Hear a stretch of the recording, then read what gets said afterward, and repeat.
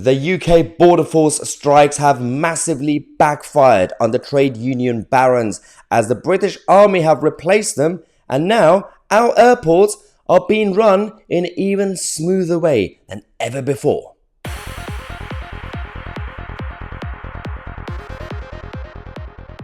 We kind of needed some good news and some funny, hilarious situation for Christmas, and we are talking about the border force, or border who? Border what? where are we? So everyone's going on strike, left, right, and centre. Even the Royal Mail, for some reason. Even though nobody uses them. We're going to talk about that in a second.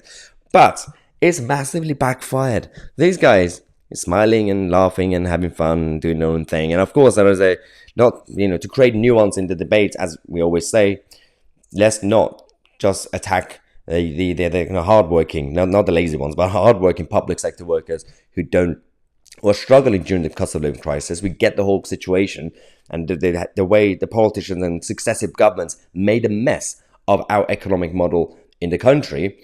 Their fault, trade unions' fault, the Labour Socialists, everybody's stirring the pot. So everyone's dividing everything. So there is nuance here. But at the same time, some of these protests and some of the trade unions, their agenda is not really to just look after their members or public sector workers. They don't actually care.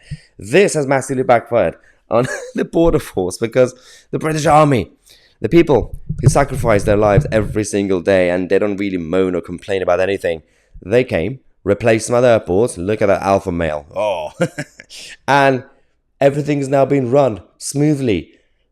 The people who in the British Army with basic training in a rush, within hours, they had to get training to do the job of the UK border force staff. They managed to get trained quickly, and they managed to actually do the job that they could do and the other guys could do as well.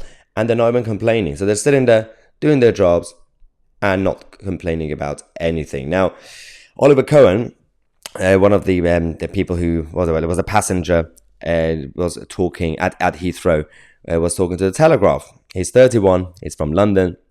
He said that the military precision of passport control was embarrassing for striking border force officers. Oliver said, "It was probably the best experience I've had. No more than 5 minutes, and the e-gates were all open, and the army on all the border control desks were rapidly getting people through. Far better than usual, to be honest."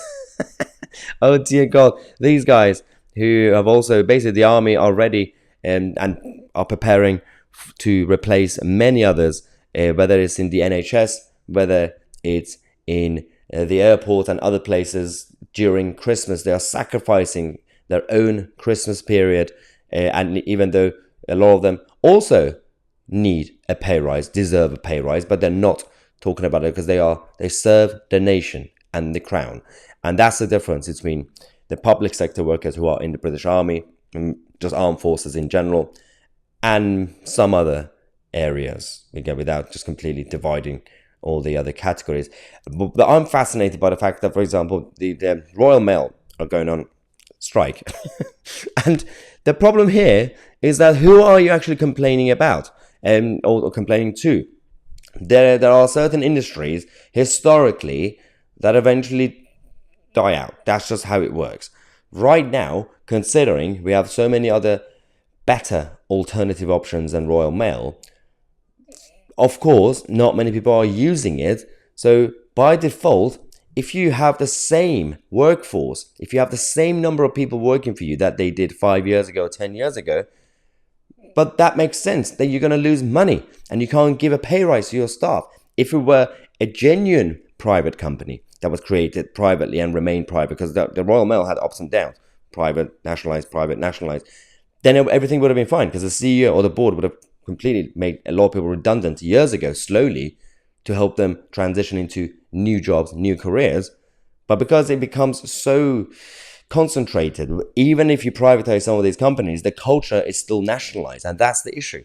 So you can't really fire people. You can't really help them. Saying fired, it sounds really mean. It's not really being fired. Helping them go through a transition period so that we could give them a heads up saying, well, this industry and this company is going down. So within the next 3-5 years, let's help you get trained into doing something else and finding your next dream, your next career, whatever it is. But that doesn't happen in this country. So they stay on the Titanic until it hits the iceberg, and they still stay on it, and it goes down, and then they say, well, nobody saved me. Well, that's the problem. There's an issue with politicians and the governments, successive governments, not really creating an environment, economic environment, for these transitions to happen. So it's their fault. And of course, the fault of the trade unions with an agenda that don't want change. That's the reality of the situation. Now, let me know what you think in the comment section. I'm Maya Tousi, and we are the media.